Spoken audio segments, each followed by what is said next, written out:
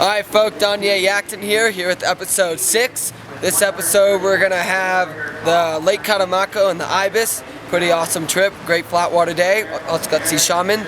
We got the Australian Creek Race Championship brought to you by Jed Blanchard. Awesome creek, a great video. Also Indiana James going to show you how to start a campfire. Probably not successfully. And we also got how to stand up and hook a fish. What else we got? Well, we had the Colorado Kayak Supply Paddle Fest. We had the BV Pro Rodeo there. There'll be a competition update on that. Awesome. Great event. We're going to have the shot of the month where you submitted a shot. It was voted on and it's going to be put out there. The top shot will be announced. Then, of course, we're going to have a new one, Kayaking for Kids film teaser by Jez Blanchard. But in the meanwhile, the ladies are doing the finals of the Teva Mountain Games right now. They've already done 2 rides. Dana and I are about to compete in the finals, so we better get over there and get on it. So before we miss anything, what do you think? Let's go compete. Good idea. Yeah. Good luck.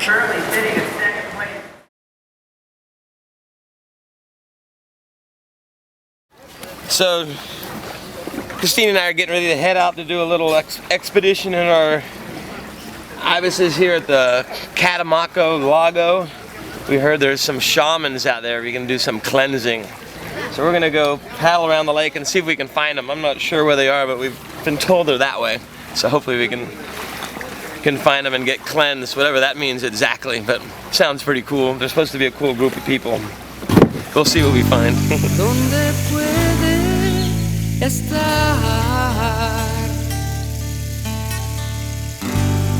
Mis palabras son tan cortas, ya los cocos se secaron, en las piedras ya no hay flores, hay serpientes y la iguana. And we've got about an hour into the paddle, just an incredibly beautiful scenic paddle. We kind of had the objective to try to find shaman, but instead we picked up our little hitchhiker, Toto is his name. I guess his name is Jose, but this super happy, cool dude. He uses a mask and he dives for snails. But anyway, he wanted to ride. He's riding in the day tripper with Rafa, pretty cool. And he brought us over here where clearly we found some facial place, this little spot along the side of the lake. And they've got this mud they sell, and they put it on our face. And the best thing is we found a shaman who's gonna cleanse us and get us ready for the new year. Very cool. And shamans are like the white version of the bad witches, so they're positive. So their job is only to cleanse you up, you know, to get like all those bad things from you. And he does it with plants, you know. He does it with he's got like a little candle and a little lotion and all that. It's like a whole process to like get all those bad vibes, bad things from you and get them off of you. And he says it's a really good thing to do it right now at the end of the year, to start the new year with like a good new energy. He said I'm clean and I'm good and I should live a long life surrounded by love, but people envy me. So it'll be good. Very nice. Yeah.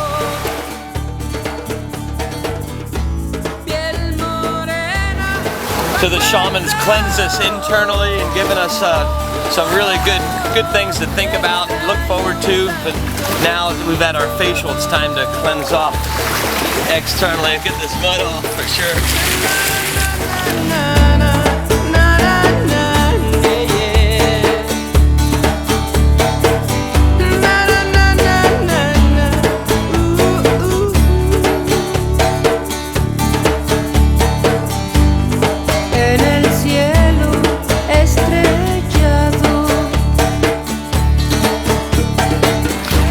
Paddled around with my husband, got to see some shamans, got a facial. What could be better? Oh yeah, great afternoon. It was a beautiful day out there. Like Christine said, got a facial, first ever here on Lake Catamaco.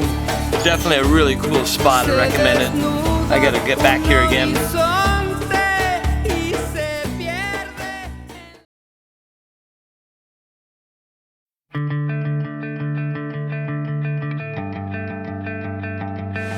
Alright, here we are in far north Queensland, which is an amazing destination for great creeking, that's for sure. We're up here at the Monsoon Madness event, We're going to have a look at an event which actually is a nationally ratified event, which means we're going to be crowning a national champion for today. All right, let's check out the action.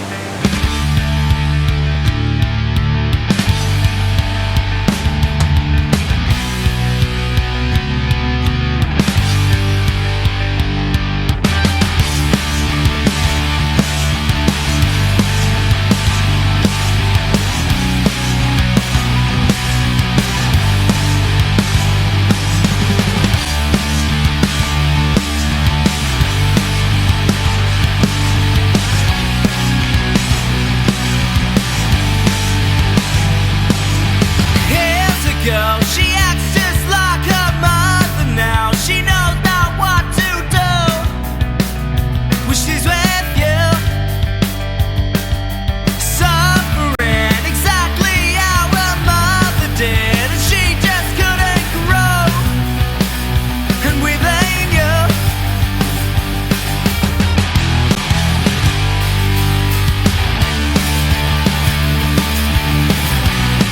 She pulled out a loaded gun. She pulled out a loaded gun. She said it was a waste of time, and then she put the gun straight to her head. At the moment it looks like a lot of the guys from Sydney are actually doing really well, and I think it's going to be very close between Christian and Phil for the finals of the Nationals event. Years ago, she went just like her mother now, living life abuse because of you, suffering exactly how her mother did. All she could do was show, and now that's who.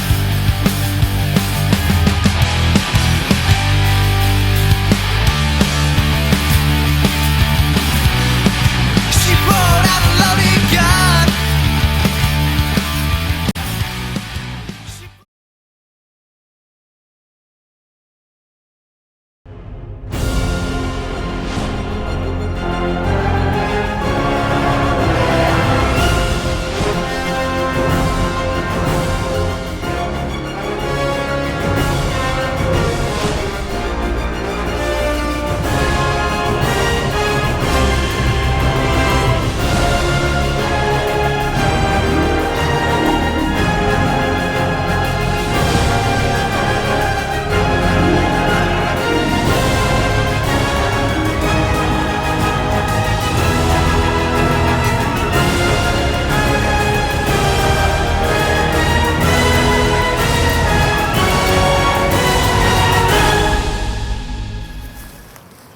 Indiana James here today, and we're in the deep dark forest, and one of the things we want to learn when surviving in the forest is how to light a fire.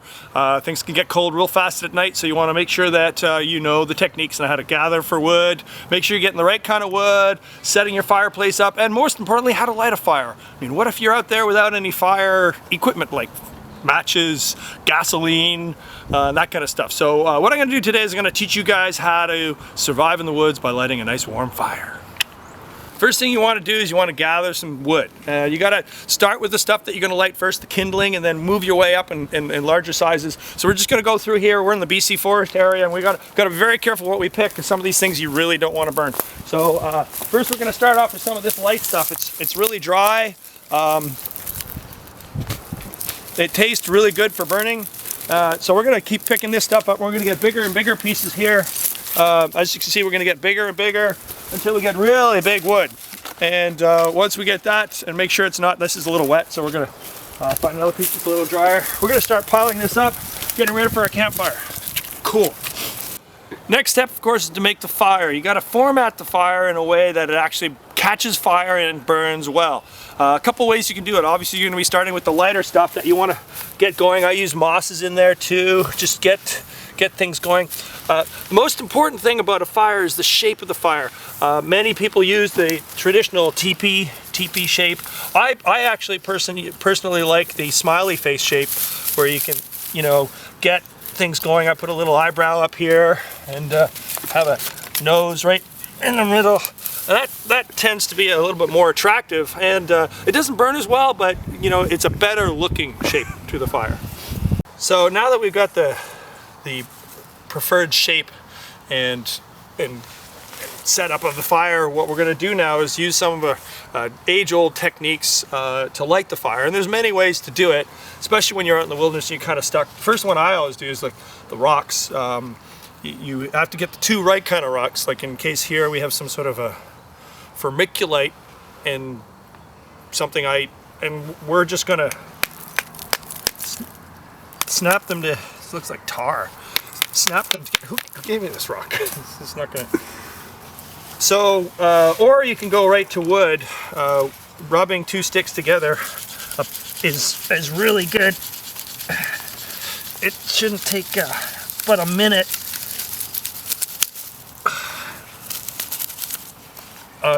Or you can do the age-old technique of actually using a makeshift bow. I made this out of local plastics, and just you got to put that on a piece of really dry wood, and you spin it somehow like this.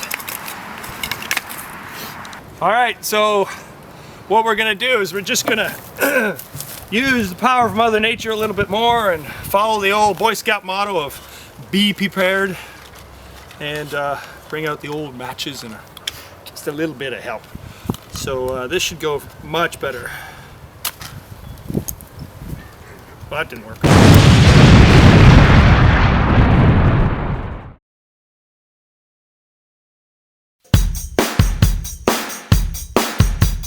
Tears fall like rain. I've seen it all before. Hey guys, this is Sean Brody with Jackson Kayak. Today we're going to learn how to stand in our kayak while fighting a fish.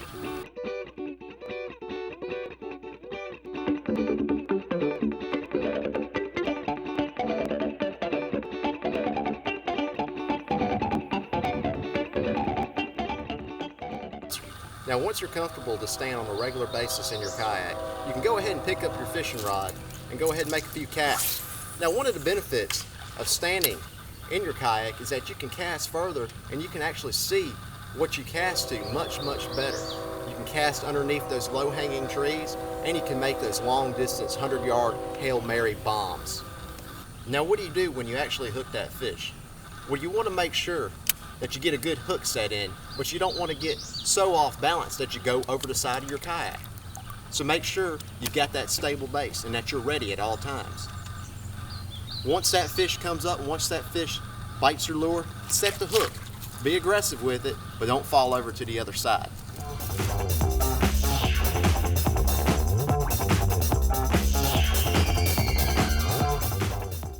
Now once you finally get the fish up by your side and you're ready to go ahead and bring it into the kayak, you don't necessarily want to swing it on over into the kayak. It's not good for the fish. You probably will break your line, whole 9 yards. Everything's going to go bad.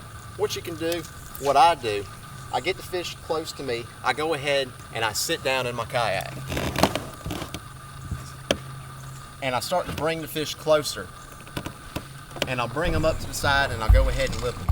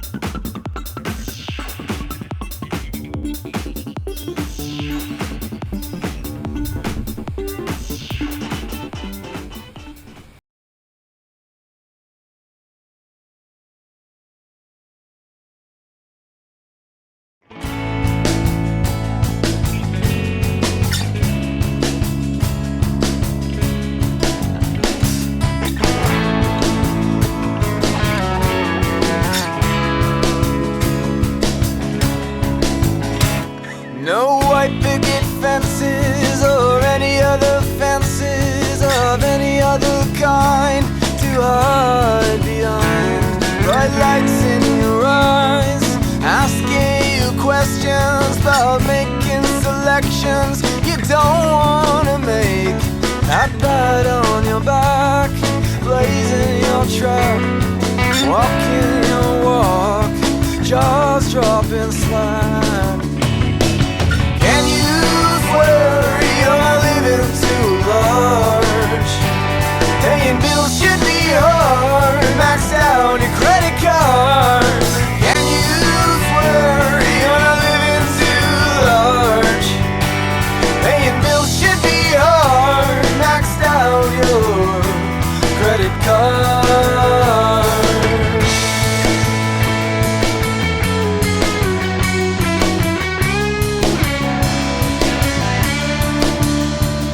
No woman on your arm, no weekend at the farm with a lover or two. No peas, no buds for you. Your life in a song. Women who you long to talk to but don't. You want to but won't. At family functions, you really dysfunction. They're talking about you, your lot in life. Can you swear you're not living too large? Paying bills should be hard. Maxed out.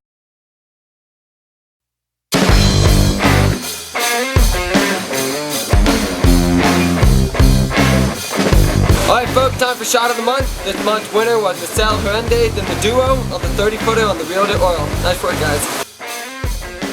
Remember to keep sending your shots in. Episode 7 is right around the corner, and it'll be in the next winner.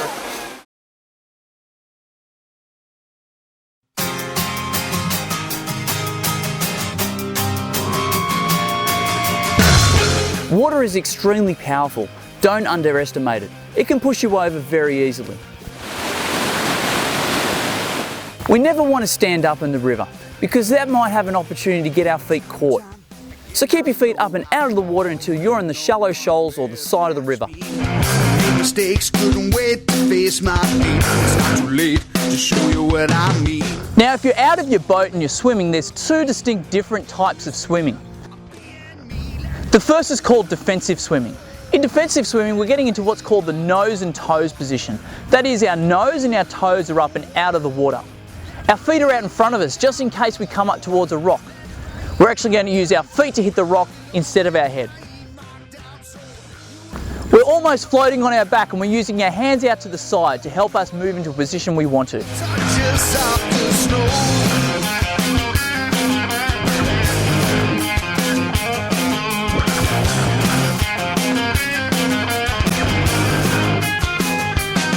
The next type of swimming is called aggressive swimming. This time we're actually on our stomach using our arms and our legs to swim towards where we want to go. Remember, it's called aggressive swimming, so make sure you really get aggressive and swim hard. What's coming over me? Listen here, I'm living free, let it go. Now when we do want to swim aggressively, we actually roll over onto our stomach. And we do that by keeping our feet up and close to the surface of the water.